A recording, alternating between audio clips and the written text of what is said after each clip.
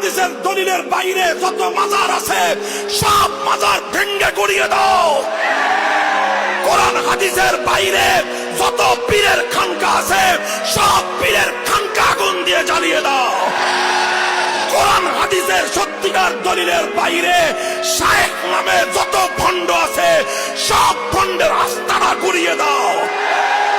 এই সব ভণ্ডের দল সেখানে নিরাপত্তা, মানুষের জান মাল, সহায় সম্পদের হেফাজতের জন্য সর্বোচ্চ ভূমিকা আমি পালন করছি। হয়তো সবটা সামনে আসে নাই, অনেকটা প্রশাসনিক ভাবে আমি দায়িত্ব পালন করছি।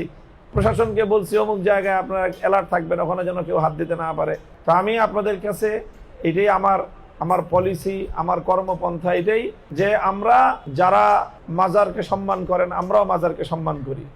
অলিয়া উলিয়াদের মাজার অসম্মান করার কোনো সুযোগ নাই, মাজার অসম্মান করার কোনো সুযোগ ইসলামের মধ্যে নাই। হ্যাঁ, মাজারে কয়টা কাজ করা যাবে, কয়টা করাটা ভালো হবে না, এই জায়গায় দুই একটা বিষয় একটু মত পার্থক্য থাকতে পারে। সেটা বুঝের বিষয়, সেটা আলোচনার বিষয়, মারামারির বিষয় সেটা না। এটা মূল কথা। তো ইনশাল্লাহ আমি আমার ওই কথা সারা দেশে আমি যেটা বলি, তো মোহাম্মদপুরে তো আমি নতুন না, আপনারা দেখতে